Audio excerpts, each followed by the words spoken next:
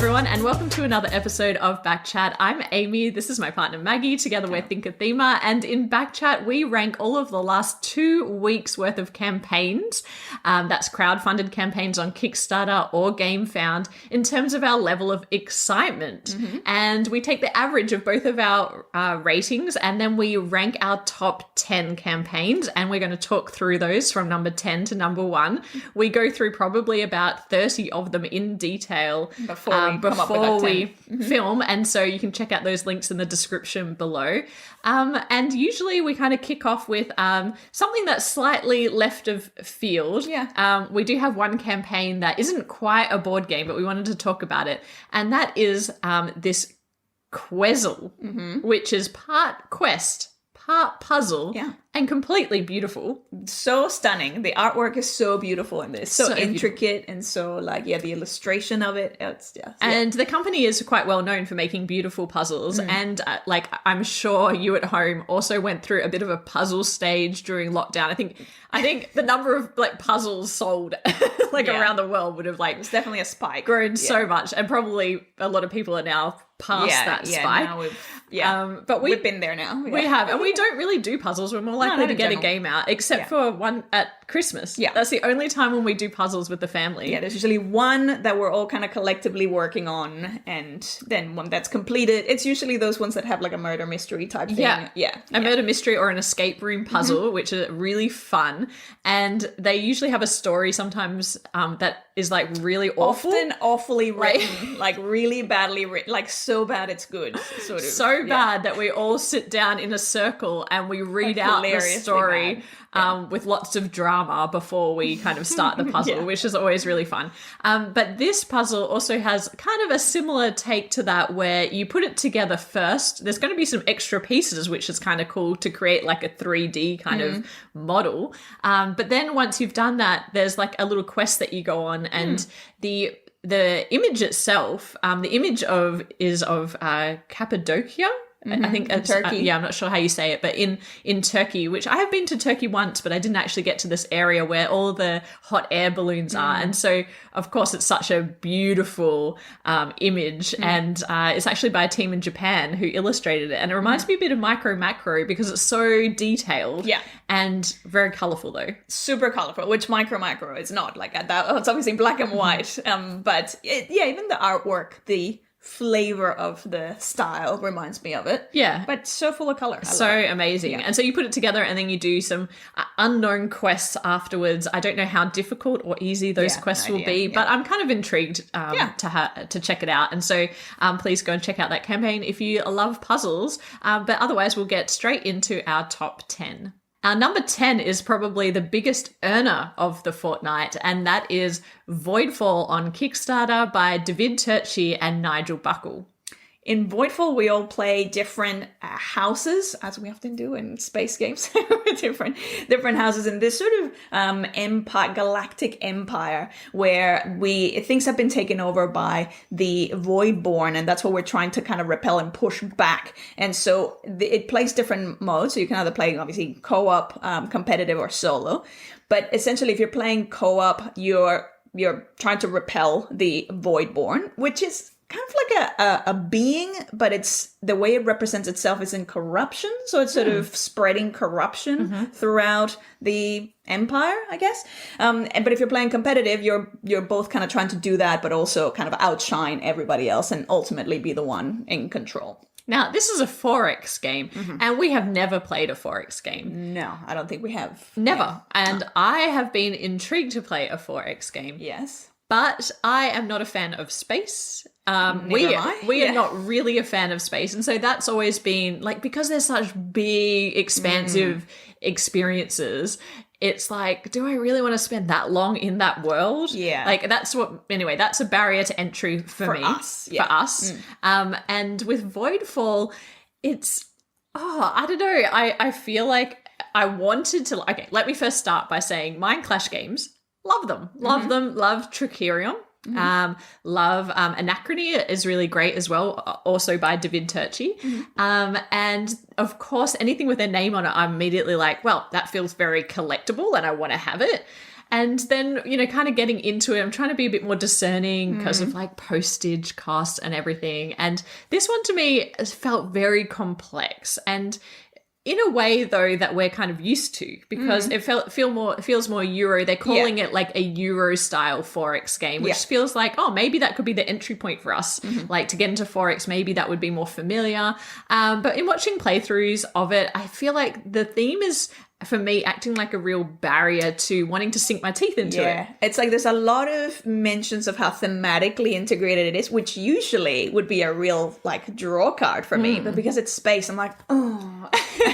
but the other thing with this is with Forex, I think part of the things that keeps me out of it is that often there's that combat element, which in this, like if anything, it's like the fact that this is made more of a Euro sort of style, and apparently even the combat, it's not your stock standard, luck driven or dice or draft a card and be like, surprise. It's like, it's very much, you kind of know who's going to win. Yeah, because it's based on majority. And so as soon as you enter, you kind of chip away at each other until there's one man standing, one woman standing. So, I think that's actually a draw for me, kind of going, oh, that's good. Because it's like, I don't like the alternative of that. But again, it's like space. But I'm worried though that in kind of taking that element out of the Forex game, then maybe it's like, I don't know, if the combat didn't seem that interesting to me. But also, I'll tell you the other reasons why. So it seems quite complex. Actually, there is kind of like an element that reminded me a tiny bit of Excavation Earth, which is just like using cards to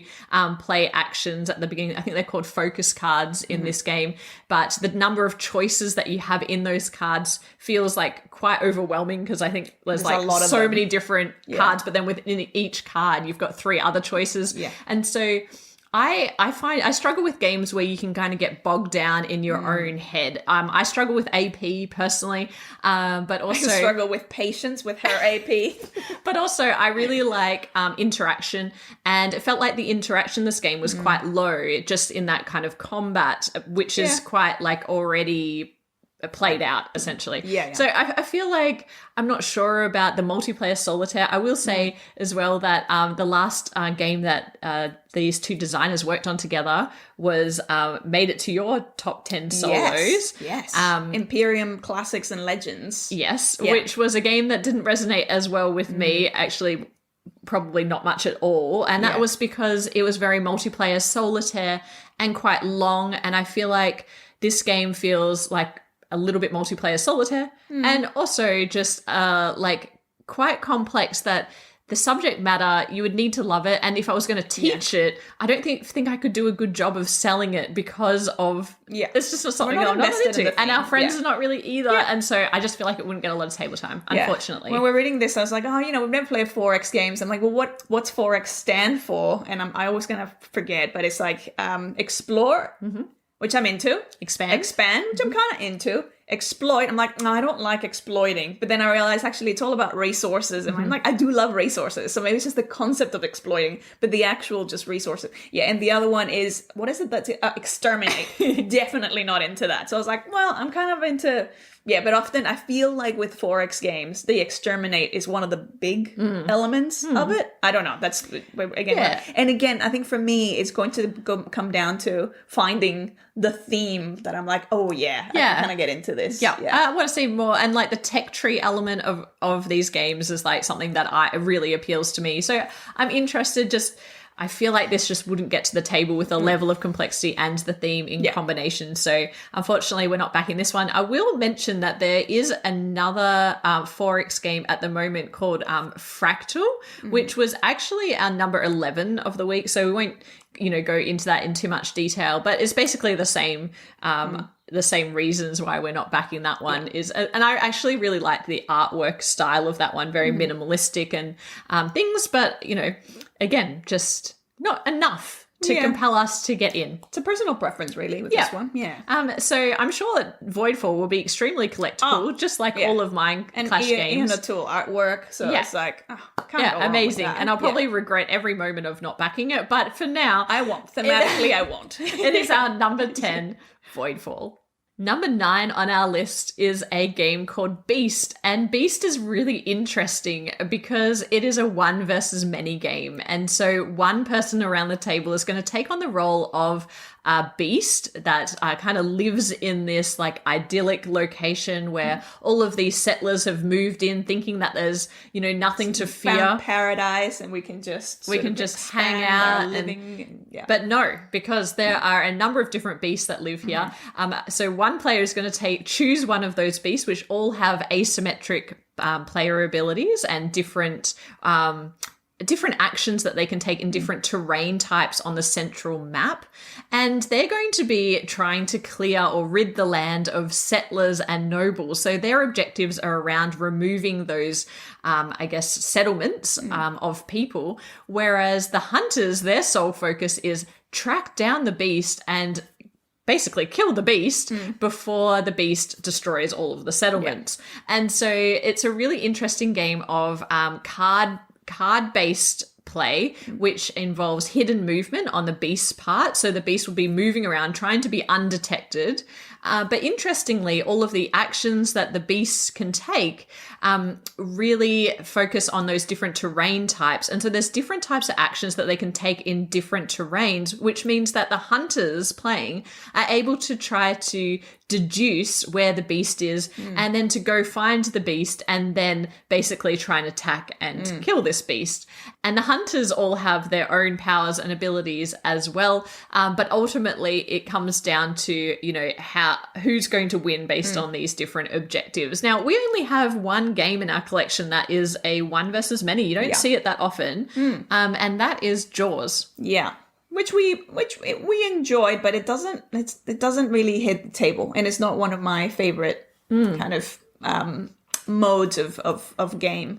I don't know, yeah. I've been reflecting on it a lot since like reading about beasts. Like, why is it that doesn't work so well? And it's like, I think a lot of our friends, as you know, we play a lot of competitive games, and so our friends are very competitive, and it doesn't bring out the best in them when it's like everyone ganging up on one person. I really dislike that. You feel like ganged up against, or you feel like you're ganging up against someone else. Like, it's not it's an uncomfortable feeling. I don't like being the one person, and I don't like piling on the other person. So it's a bit of a hard one. We also played through Betrayal Legacy, and that while the game is like kind of all over the place in terms of competitive, cooperative bits and pieces, there is a lot of like different scenarios which are one versus many. Yeah, so, well, because it's like when by the time you kind of get to like, it's co-op until the point where it's like, okay, now there's I can't remember what they call it, like when there's like the big reveal at the end, and then someone ends up being the betrayer, and then it becomes a one versus many. But because it's a small element, it's not the whole game. You're kind of chasing this one person, and it changes from game to game. That's the thing. It changes people, and I think that's narrative the main and other stuff that's happening, so it doesn't feel like it's all just that. Yeah, but even still, that is just like even a window into that. It did become quite competitive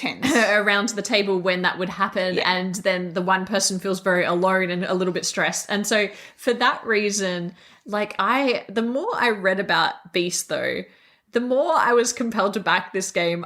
And the reason being is because we don't have many games like it in our collection, that the more I read, the more I was like convincing myself that this had a unique place. Like I'm obviously a bit of a collector, and I also like to have a game for every type of player and every occasion. And the more, if you're just buying stock standard kind of Euro games, it's really only appealing to the same type of gamer. This I thought was really interesting as something different. I thought the entry base price point was actually quite good. 59 US or 81 Australian dollars, not too bad. But then, then they've got the metal grudge tokens. Then they've now added acrylic standees for an extra $20. And I would want to get both of those things. So then it kind of, then you're kind of talking about, over $100.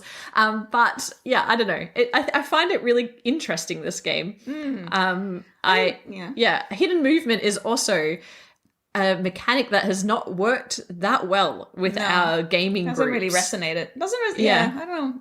It doesn't resonate with me either. Again, because it's like, I think because there's that element of like, probably more like chess-like. You're trying to get into the other person's head of like, where could they be going and what. And yeah, I just sort of don't. Yeah, for me, I like, obviously I like the chess-like and the planning and the strategy behind it.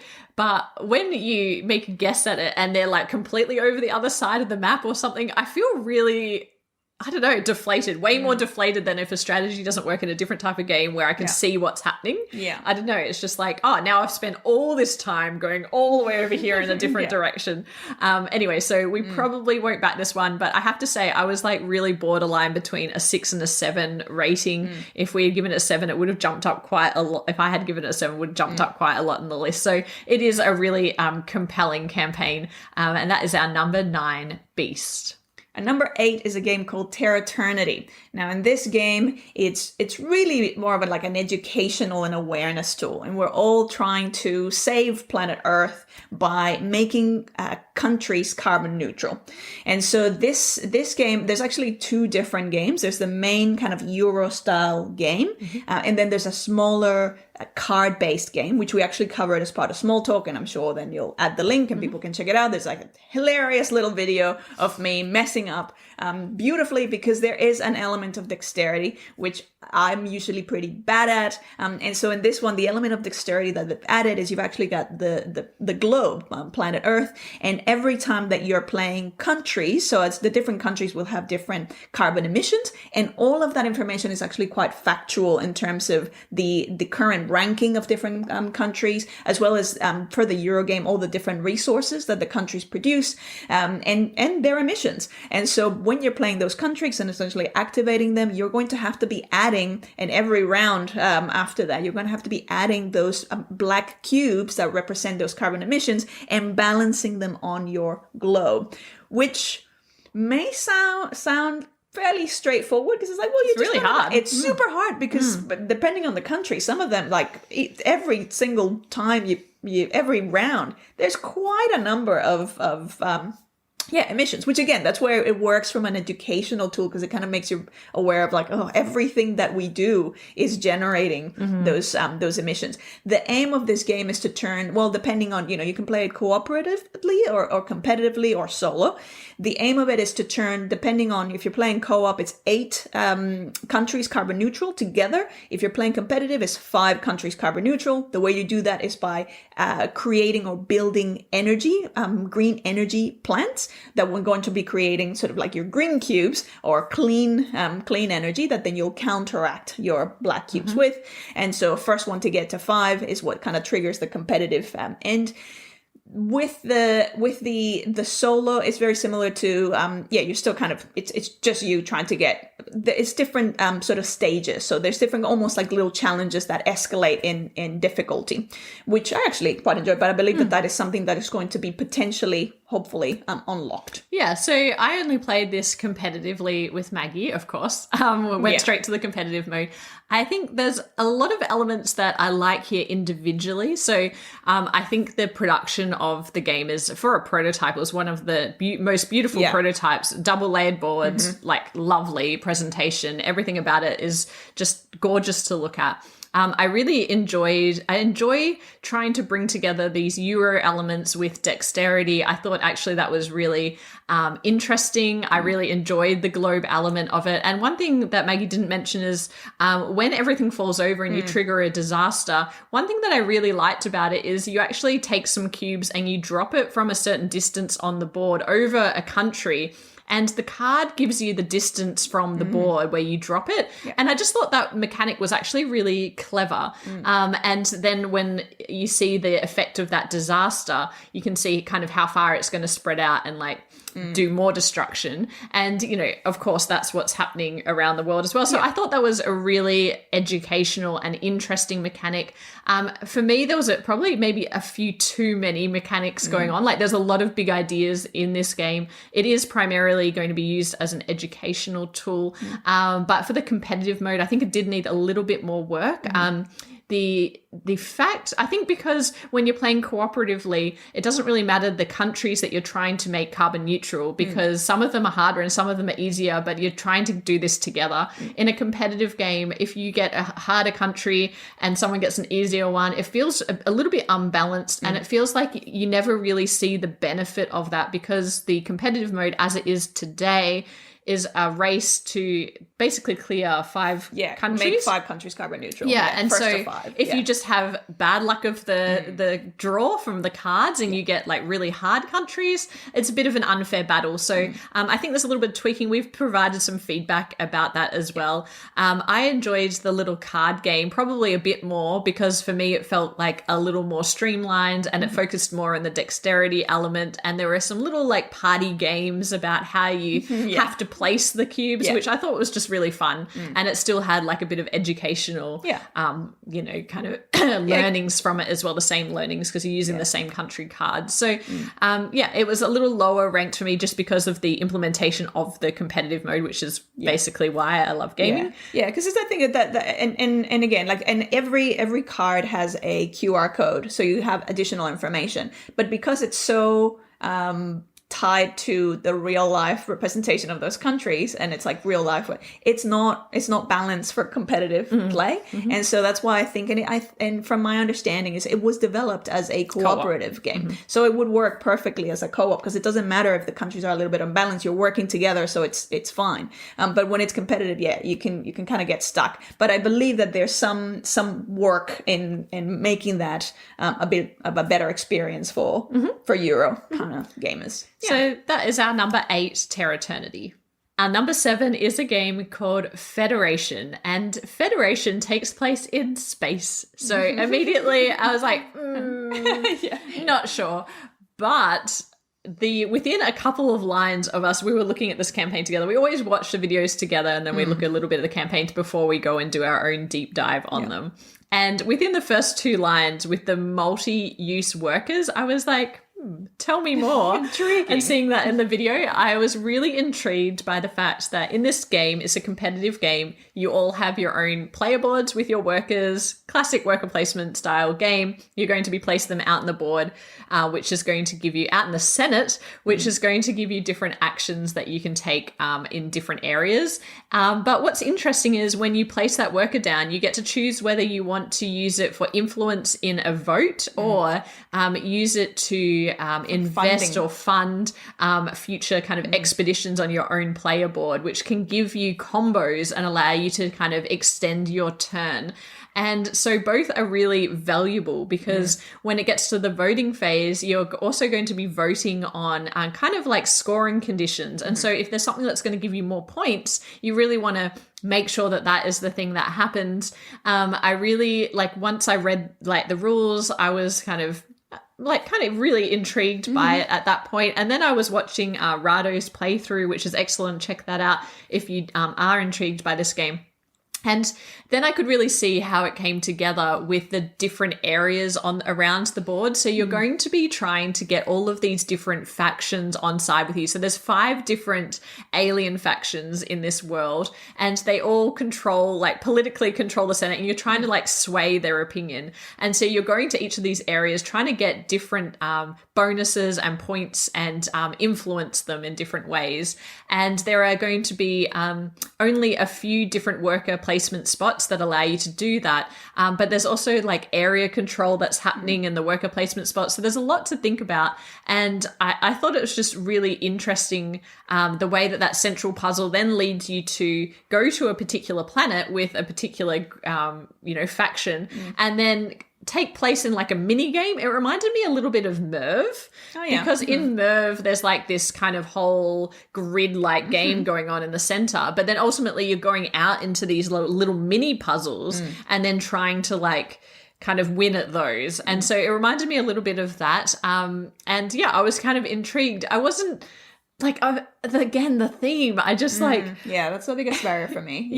I think that is just playing in that world. If it was anything else, I might be even closer to backing this, but it was just like, that's There's not much. It's like, it's a personal preference. We're not into space, so it's always going to be a barrier. Yeah, and I think I would probably like give it a go if it wasn't for the fact that it's $120 Australian, I think was the entry level point into this game. And for what I could see, not a huge reason to back on Kickstarter, so maybe I'll look out for this game at retail. Yeah, it feels like something that we would play if someone else has got it, and it's like, hey, do you want to play a game of this? And they'll teach it. It's like, yeah, okay, we'll try it out. And also felt like a game where you could really extend your turn, and I love that when it's my turn.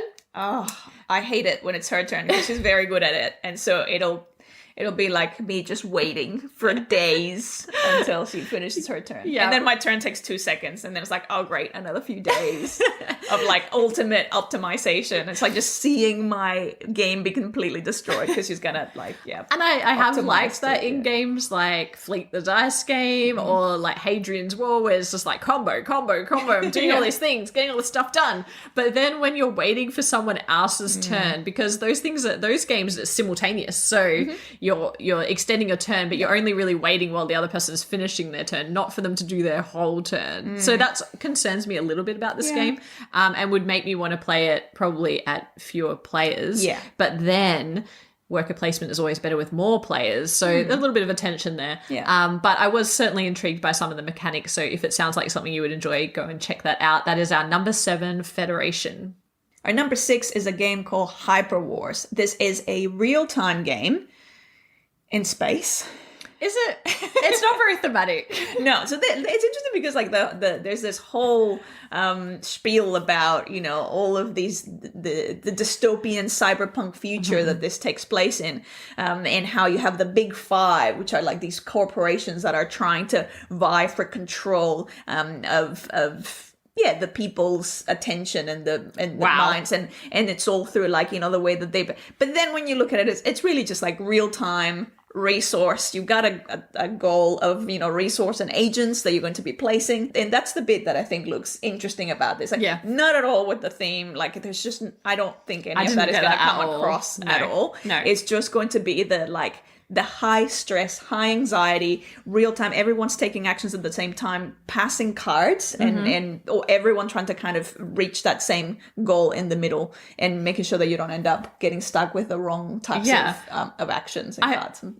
I feel like, again, I'm dragging this up in the ratings. I gave it a 6, Maggie gave it a 5. And there's a bit of a common theme this week for me that there's all of these games really have a mechanic that I'm interested in, but the totality of the game, not sure about how it will play. But I love to see kind of things implemented uniquely. And this one I thought was quite unique in that it is a real-time game. It's also a bag builder, which is kind of interesting. And then there's this area control component. So what's happening is everybody at the same time is playing an action card from their hand and implementing that on a number of like area control mini games.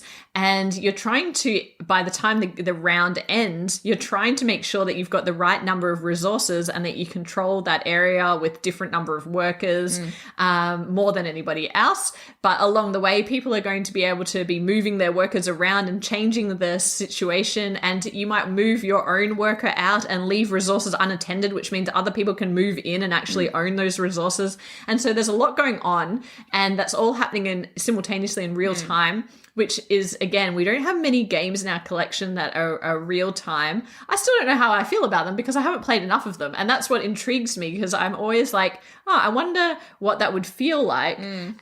But in this game, you play an action card, and if you decide to use it for its action, then you immediately pass it to the person next to you. And then the next person in clockwise order will be picking up that card and then get to play that ability if they choose to as well, and so on and so forth. And so you don't really necessarily know what type of action cards you've got coming through, and you've just got to work with what you have, and you've got to get it done quickly. And then you're chucking resources into a bag and you're drawing them out, and there's all these like exchanging of resources going on. So it sounds kind of like chaos. It sounds very chaotic. As you're talking about it, I'm like, actually, I think I might be pretty good at this, or better than you, because you tend to like want to sit with something and optimize, whereas I'm more like instinctive. I'm like, yep, this feels right, this doesn't feel right. So maybe that would be the thing. Like, I would have a potential advantage Definitely. game. I'm not very good at like making a decision quickly. I don't love feeling stressed, and this feels like it would not be a chill, let's try it. Like, this is like, and then also we've got friends that sometimes you're like, I don't know if they might be cheating. Okay, so that's what I was going to talk about next, is bag building. I feel some people might cheat. Yeah. And because you're caught up in your own thing. How can you be paying attention to what other people are doing? I know, but is that bad that yeah. I assume that other people could cheat? Only because I think, like, if I wanted to cheat, I could possibly cheat. If I'm doing this, I would never, because I know that it I violates wouldn't. everything about what I value. But we have friends where we've caught them going like, it's like, oh, come on. So do you just drop those in and then like pick them back up, or like It kind would of, totally or they're like in happen. one corner of the bag and then you pull that out? Like, you don't know because they're dropping them in and then pulling them back out. You don't know. And so I'm dubious that our friends would stick to the rules of the game, and it would be moving so quickly that, like you said, you wouldn't be able to police it. I can't police even in a Euro where there's no time limit. I'm just so caught up in what I'm doing. There's no way I'd be able to police it when it's like real time and you're like, working against the clock. And or I whatever felt like that a little bit with Quaxel Quedlinburg. Yeah. I'm like, that I'm not sure. could Did you happen. just put that in and then pull that back out again? I'm not sure. It's plausible. Yeah, it's I possible. want to see you shake the bag. Like, shake it and shake it real good. We are very distrusting of our friends. Yeah, it's almost like you need like a bag holder that is shaking the whole time. So you just like drop them in, and it's like it's automatically going to be randomizing, And then so you have to, dispensing. so it's like you have to like completely remove hand and go back in. That's the only way they will trust our gaming group, I think. Wow, this sounds like our issue. But anyway, so our personal issue. But there you go. There's a Kickstarter right there for anyone. Like, free copyrights. Have it. I don't know how A bag practical. shaker. A bag shaker. That's it. Very practical. I'm sure they wouldn't be loud or distracting anyway. But I was really intrigued by this game. Obviously, it is our number 6, and I gave it a little higher rating than you. I just feel like what I do like about it is that it could be a very energizing experience. And you know how I said that I like to have games that balance out all different types of moods and experiences. Yeah. This one might fit kind of a unique real-time chaos kind of game. It also plays really quickly. So it's like it would be good as a filler, as you said, as an energizer, and then it's done, and then you move, like you play It's something like to else. lull people into a false sense of security, and then we bring out like a 2-hour Euro. It's like, I hope you had your fun. Let's try 4X for the first time. It's like, oh my Get all the cheating out of your system. Because now we're playing a Euro, and I'm gonna watch you. I'm watching. I won't, because I'm hopeless. But anyway, that is our number 6, Hyper Wars. Our number 5 is a game called Keep the Heroes Out. And this is a co-op game, dungeon defense game, where you play as the cutest little monsters trying to keep the heroes out of your dungeon, where you've brought in your very hard-earned treasures, and these pesky heroes are like, I'm going in. It's like, no, you're not coming in. So I love that as a shift in point of view. The actual implementation of it, like, it just looks, I'm not usually one for tower defense, but it just looks like all the little meeples are super cute. Kind of remind me a little bit of the style of Root. Yeah. But, the little slime, the little skulls, like, they're just adorable. Even the Cthulhu is really cute. It's the cutest, most adorable Cthulhu I've ever seen in my life. And I never thought I'd say those words. But even the cards and like all the colorful of the presentation itself looks really fun. And so in this game, you're going to be essentially using cards and asymmetric abilities to do things like obviously move, attack, defend, and make sure that you keep those heroes out. Yeah, I was drawn in by the cuteness of this game, but it is entirely a cooperative experience, and so I just have to face facts that maybe cooperative experiences are not for me, but also we have played a few games that are like tower defense games, and they're probably on the even lower end of the co-op experiences for me, and so unfortunately just not my style of game, which is why my rating was a little bit lower. Yeah. The reason I would be more hesitant is like the thing that I'm most attracted to this is just the aesthetics of it. I know, but it's so cute. It's even super I'm like, cute. I've got the FOMO. I'm not going to play it, but I'm like, it's so cute. Even the cards are cute. Like, tower defense is not usual. I remember one of my first solo experiences was Castle Panic, and which I kind of enjoyed at the time. But again, like the more sort of explore the hobby, the more it's like, I know it's just not one of those things. Gotta that find I what you enjoy. like. Yeah, exactly. So it would be just because of the style. It's like, because it's dungeon defense, I guess. And you're getting like hordes of heroes that you're trying to fight against. Yeah. But if you are into that, check it out. It is our number 5, Keep the Heroes Out. Now, our number 4 for this week is a game that I expected to be higher on our list, to be honest. And that is the Steffenfeld City Collection by Queen Games. Now, a little bit of background. I was extremely excited about the first campaign for this collection, so much so that I went all in on what was then perceived to be extremely expensive, backing all 4 of the deluxe games, which means that we don't actually need to back this particular campaign because we do already have all 4 of the games on their way. So the previous campaign was for Hamburg and Amsterdam, which are remakes of Bruges and Macau. And I was really interested because we didn't own either of the original games. And so really wanted to, why not get in with these new re-implementations of those games where quite a few of the rules, I believe, have been changed and evolved, and a completely different look and feel in 2 cities that I really love. Like Hamburg, we actually have a really good friend in Hamburg, so we've been there a couple of times, and Amsterdam. What's not to like about Amsterdam? So these 2 games we're really into. Now, this particular campaign is about the following 2 in the series. So New York City and Marrakesh. And I was actually really intrigued by Marrakesh because it's the first new game in the series. So I believe New York City is a re-implementation of a much older game called Rialto, one of the more lower ranked games. So I imagine there's probably a bit more of an overhaul to bring it into New York City. And what's interesting is that this time around I found the campaign less exciting, even though I was probably one of the games I'm most interested in is Marrakesh because it looks really kind of cool and interesting. I think the look and feel of these 2 games is a little bit the aesthetic was is it almost outdated in its cartooniness?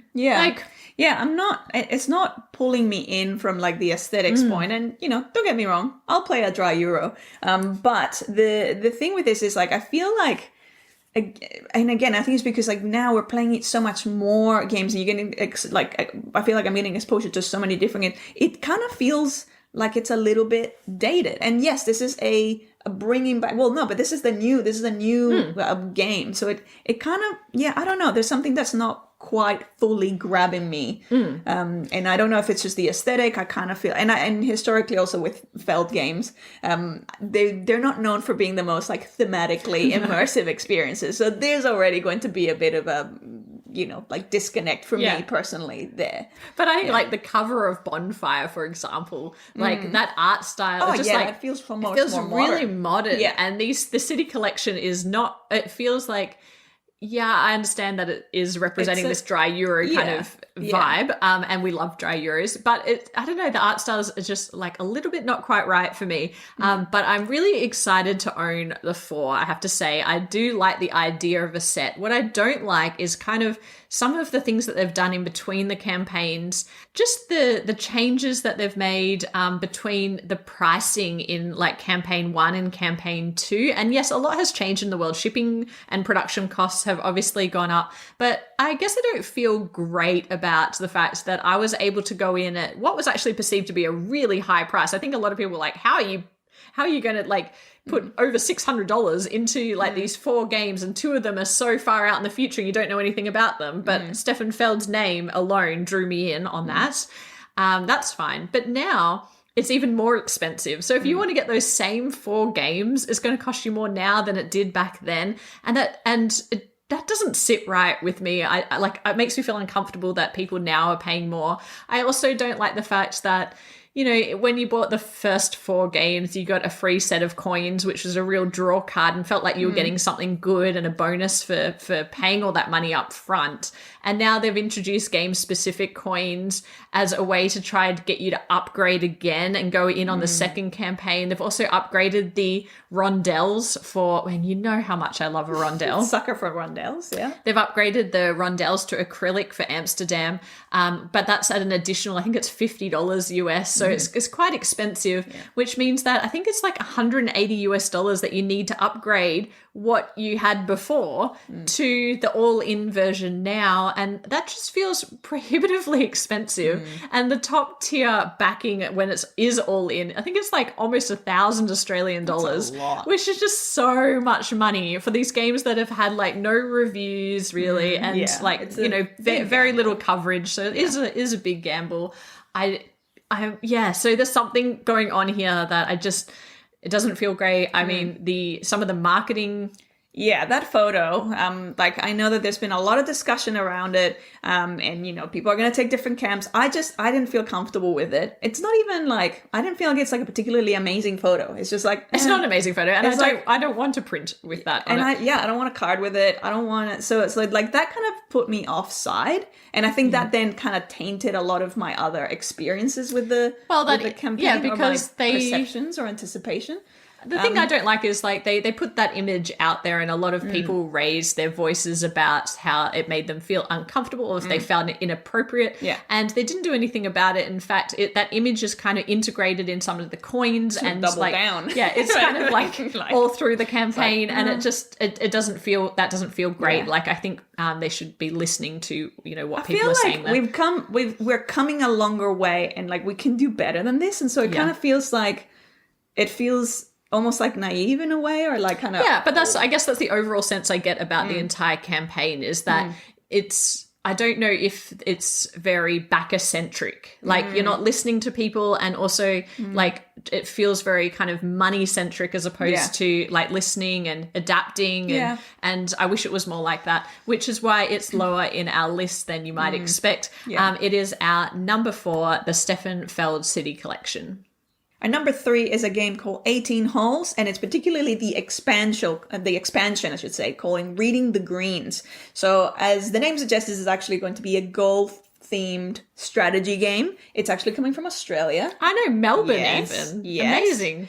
So in this game, in the main and the base game, it's sort of mimicking golf in a variety of different modes. So there's got a lot of different ways of playing it. Obviously, it's got a solo mode. It's got like the more straightforward stroke play. So you're going to be, you've got your 18 holes, and you're going to be able, you get to craft those holes and decide like the layout of that golf course. And then you're going to be using a combination of dice, and then also a drafting of different clubs, and all of those things are going to be influencing the direction of, or the type of shot that you end up taking, and where that ball is going to be moving. With some of those modes, just like in regular golf, you want to have the least number of strokes, or the first person to get to the hole.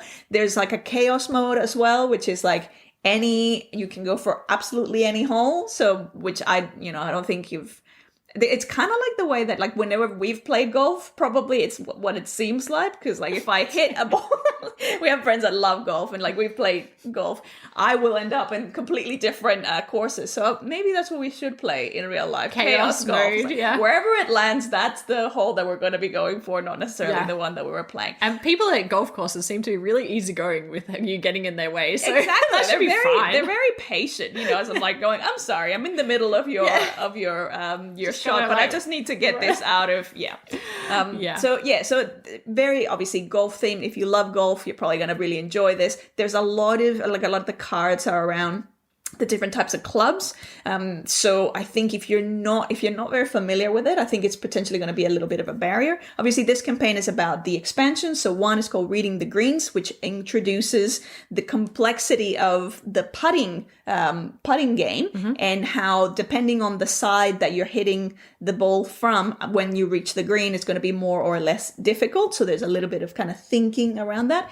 And the other one is called Taming the Winds, which is how you use sort of the introduction of the winds and and new hazards as well, but the winds and how you can use that to your advantage, or it can, I imagine, also get in the way of your shot. And also the coastal tiles, which I love, because we have a couple of, there are so many golf courses around where we live. It's quite known for its golf courses, and some of them are in these most beautiful coastal, because we're on a peninsula, the most beautiful coastal views. And I think our friends who just absolutely love golf will definitely love those like coastal tiles that make it feel like you're surrounded by water.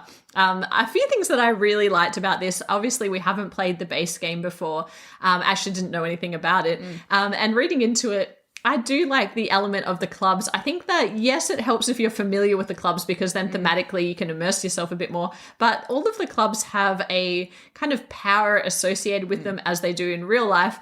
But what's interesting is, so if I have a particular club that might have like a distance of 3 or a shot of 3, I then draw a random card from the 3 deck, which is going to tell me which way kind of that shot is going to go and where the ball is going to land. And that introduces a bit of randomness, which is far less random than when we actually play golf.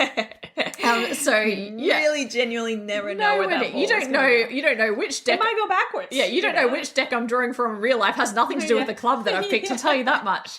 But I think that's a really fun like dynamic because you do need a little bit of luck to recreate like that experience of like making your way along the green. I also really like, as Maggie mentioned, the variable setup, and also they have like a community club that's online where people have created their own courses, so you can kind of recreate that and play on those for a different game experience each time along with the different modes. But I really felt that it was quite faithful to the game of golf. I think that most people play, or at least our understanding of it, our experience with it, and our level of depth. I think that it's kind of a lighter game. But I thought the expansion seems like they would add a bit more intrigue and fun. And I enjoyed like the thematically how, if you end up in a rough area, it's like it's going to make it more difficult, or some clubs are going to be more suited than others. Like there's wind, you might be better off or worse off. Actually I do like that you can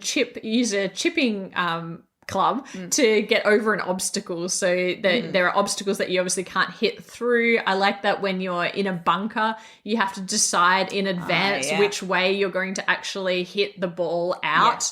I just thought there was like some really fun little elements in there. And that is our number 3 of the week. We both gave it a 6. It's we haven't backed it simply because really for a light game, it's fairly expensive, and an entry point for the game plus all of the expansions is 135 Australian dollars, which is probably around 100 US. Not too bad, but also not super cheap either. But actually the game itself is, I think, quite hard to find. I think it went out of print actually. And so I think that if you do want to get it, you should probably check out this campaign. And also there's a roll and write, which we didn't even talk about. So there is a roll and write as part of the course campaign. Architect. And for me, my personal preferences for campaigns, I prefer them to be separate things. Like there's been a lot of like throwing in a roll and write element of the game. I don't know. I like the roll and writes to be their own thing. Particularly if it's quite like its own thing and it kind of looks like kind of polyomino type puzzle. Then I find it hard to concentrate on like the base game and everything else. So anyway, so that is our number 3, 18 holes reading the greens. And now for our number 2, it's a game called Roll Camera, the reprint of the base game plus the B-movie expansion. Now, this is a filmmaking themed game, which, I studied filmmaking. It's sort of quite aligned to my tastes. And in this game, you're going to be, trying to put a film together, and ultimately you want to try and film, I believe, is 5 scenes, and you want them to come in time and under budget, which is every producer's dream. But what will be happening is every single thing that you do is going to cost you either time or money, which is again very, very true to filmmaking life. And also there's going to be all sorts of things that go wrong every single turn or every single day, which again is very, very true to filmmaking life. So in this game, it's going to be you're going to be rolling dice, you're going to be assigning those dice to your set, and then the whole idea is to obviously, create this film the best way possible or the worst way possible, because that's the other one of the things, like looking at the quality of it. You either want to go for the, that classic smash hit, or a movie that's so bad it's good and it becomes a cult classic. And so the expansion element is essentially just, well, the B movies, which are sort of the known, really like often hilariously bad, the things that end up being called classic, often horror genre or thriller or slasher films. And that's it. All the stuff that we can't watch with Amy because she is not a fan of any of those things. Now, the original game is actually pretty hard to get your hands on. I believe this is kind of like a Kickstarter exclusive. I have seen it floating around on Amazon every now and then, but I feel like, well, one thing I really like about this campaign is that the shipping is subsidized. So for the base and the expansion, it's 15 Australian dollars. Wow, that is unheard of. Subsidized shipping, incredible. But the base game actually got 8.1 on BGG. It is a huge little cult classic that people always recommend to us. And we don't play cooperative games, so take all of this with that knowledge. But I have given it a 7, and I was a 6 because of the cooperative nature. But there's a lot of the componentry that I really, really enjoy, like the plastic kind of game tray that comes with it that looks like the roll of film, and then the what do you call the clap, the clapper, that as the box. That is super cool. And then of course, because everybody loves it, I'm like always FOMO. Maybe I want to try this game. The postage is good. I don't know. There's a lot of things to like here. I'm surprised that your rating was a 6. I kept asking her, are you sure? Because I feel like the theme is so on point for you. I find this, though, often with themes that I have worked in, like, for example, anything that's health related as well, there's an element of like, but like, because I've kind of done it, I don't know. But you enjoyed Clinic. I enjoyed Clinic. Yeah. But again, it's not like my first go-to choice of, and so I think it's probably similar. I think with this, again, knowing that it's co-op, it's something that I'm going to be playing solo. You probably won't play it. I'd give it a go. I am not into, like, I don't like storytelling of like, there's and I think it's a very small element of like pitching the story or then kind of saying what the story ended up being. I think because the story comes together, doesn't it? Yeah, from all the truth. Yeah. So it's like, for some reason, like, that's not really one of the things that I'm into. I kind of like my games to dictate the narrative and sort of be the ones that are, not dictate the narrative, but bring the narrative as opposed to me having to come up with it based on just like a couple of icons. And I think it's sort of because the cards as well are split in half, and so the story kind of, which I think is good from a variability perspective though, because the story is always different and funny. I think the idea is like, and it reminds me a bit of the game The Networks, because the networks with the TV shows, like it's kind of a little bit tongue in cheek. It's, but then when you're not making it up, like it kind of tells you like in a one line, like and in a funny way, like what the game itself. But I think that's like stringing together a weird combination of events is like what makes it funny. Yeah. And so I think that's why it's lower. It's just because it's something that I know it's probably going to be fun and enjoyable and probably play relatively quick, I feel. I love big immersive deep strategy type things. So that's entirely what's sort of driving my rating down a little bit. That's so interesting. And what's driving mine up is just the collectability, the componentry I really like. I'm really intrigued to give it a go. A lot of people have recommended this game to us, and so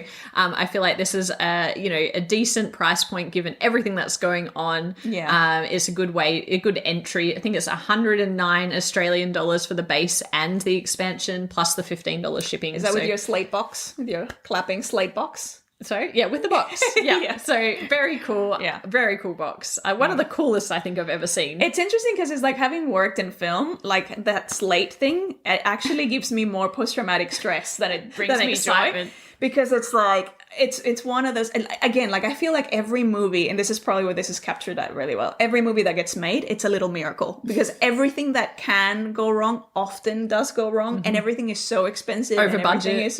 It's just, so it's like every time that like, and also because that reminds me that the whole thing with that is for syncing purposes. So it kind of takes me back to like the editing room, and it takes me back to like problems with audio. So see, this is why I'm too close to it. So it's just I get triggered from like real life memories of anxiety and stress producing. Wow, so maybe I should back it and bring it into the house. We will see. I'm borderline at the moment. Very thematic. If you do own this game, let me know what you think. Maybe I will pick it up. It seems like a good opportunity to pick it up. Let me know. Also, there's metal dice that are available as an add-on, which looks super cool. I think they were available in the first. If you have those, let me know whether that's a good add-on. But yeah, I'm borderline with this. As you can see, I'm like hovering over the buy now back it button. So that is our number 2 roll camera reprint and the expansion. And finally, our number 1. This is one that I'm actually really excited about, called Mythwind. This is yet another persistent world, expansive, like massive co-op sauce, babe, where you are sort of creating or unfolding this narrative and building your own town with all these lovely asymmetric characters who all have these wonderful little trays to kind of keep all of their things and develop and build up all of their things and keep, obviously, because it's a persistent game, which means that as you're improving or changing things in the game, that'll keep that way for multiple games, or it'll stay that way going forward. But yeah, that tray really, I think, is going to be really handy to kind of keep and save those characters. The other thing with this one is the individual characters all have their own. Not only do they have different levels of difficulty, but they all have their own mechanic as the way that they work. Some of them are about bank building, some of them are about polyomino tiles. And one of the things that I think you would enjoy is there's a lot of events, and that's sort of what drives the narrative. And as you're building the town, you're kind of building these buildings that you're going to be using. That is also kind of unfolding the story in its own, like in its own kind of organic way. Yeah, I think you've buried the lead. This is a game that has no overall objective. It is a town builder. Yeah, but what's interesting about it is there's no end point, really. It's just like this experience, and it's fairly, I think it's completely combat free, right? So it's like you are building a town together and everyone is shared in this, all the characters are shared in this objective of making the town better and making themselves upskilled. And it's like this Stardew Valley-esque. You're never fighting one another, and you're never like stealing stuff from one another or trying to outdo one another. And I feel as though when we played Stardew Valley, the board game together, this is what you were asking for. This is what I was trying to create or recreate. Yeah, but this is what you kept saying to me. Is like, why is there not more games where, I can just plod along? Like I spend hundreds of hours in a video game environment where there is really no end. Like Animal Crossing, such a huge phenomenon, and all you really do is walk around and fish and make your house better. You do have there's mini goals or mini things that you're kind of achieving. Yes. And I think with this one, it's the same. That's what they've done. Each character has their own kind of unique goal or the thing that they're trying to attain. So I feel like it's probably going to be one of those, like you're kind of living out the narrative and you're going to try and be a bit of a completionist around different elements. But I think that was secondary to their main goal of making it this world where you can just do whatever you like and kind of meander through and build this town up. But then they added in the objectives and like the kind of to make the game a little bit more linear for people who needed that. Yeah. So that felt like a secondary thing they added for people like you who want that world but also want to achieve, because you are like still quite competitive by nature. Like you want to get things done. Yeah, I like to feel a sense of progress. Yeah, that is kind of that reaches a climax and conclusion at some point. Yeah, but is there a conclusion? That is the... Well, I feel like there's going to be milestones, and guaranteed, just like with Stardew Valley, just like Animal Crossing, if it's something is just kind of like endlessly open, I love being able to follow kind of like a story of sorts and be able to explore whatever I want. But then at some point you kind of, once you feel like you've done it, I've done everything. Yeah, you're going to move on. Yeah. And so that's why it's going to really rely on, well, how enjoyable the journey is through exploring those storylines. I'd be interested to see also how you play, if you're playing solo and having all those different characters, like the interplay of those things, because again, they all play so differently. Yeah, but what's interesting, I think, is that, if you're playing with someone else and you're both playing two different characters, then in the next game, you can both just choose to be the other two characters, because it's 4 main characters, because all you're doing is really just leveling up that character and so it doesn't really matter if the continuity is there between who's playing. So maybe a solo game, you can just swap between characters or play multiple characters at once. I'm not sure, but it seems like it wouldn't be that difficult to implement given the system. Yeah, it looks great too. Like the actual, it's beautiful. The actual artwork of it and the whole world that's been created. I'm really looking forward to. Yeah, and actually, so for me, you gave this a 9. I gave it a 7, which is still pretty high for a game that is not really objective driven, and but I really did enjoy my time with Stardew Valley, and I always forget that is a cooperative game that exists in our collection. Why was that? Like, what about it did you enjoy the most? I like it feels productive when it's town building. You also have the objectives, because in Stardew you have like you have the bundles, and then you also have the your grandpa's goals. Yes, so that it feels, and the events. You love the events, I do, which this has. So this has events, and this also has a weather, like a climate card every round that then you kind of have to But in Stardew Valley, I just like focus on the fishing, and I just like spend the whole time fishing. And I really enjoy that little game, even though it's entirely luck based, pretty much. But I actually like the world of town building, and I like to see the world come together. Like when I was younger, I liked SimCity, and like all of that kind of like just building and nurturing this community is I really like the theme. I really enjoy the theme. And so this game, I could see myself probably spending some time with it with you. The other thing that gives it a little bump in excitement is just the idea of each player or each character, having a different mechanic at the center of it. I love that as an idea. So when I feel like doing bag building, I might use one character or polyomino tiles. I think it's the farmer that's polyomino tiles.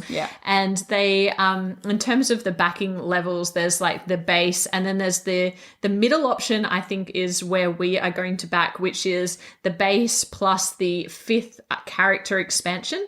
And also it comes with a number of like extra events and things like extra gameplay content.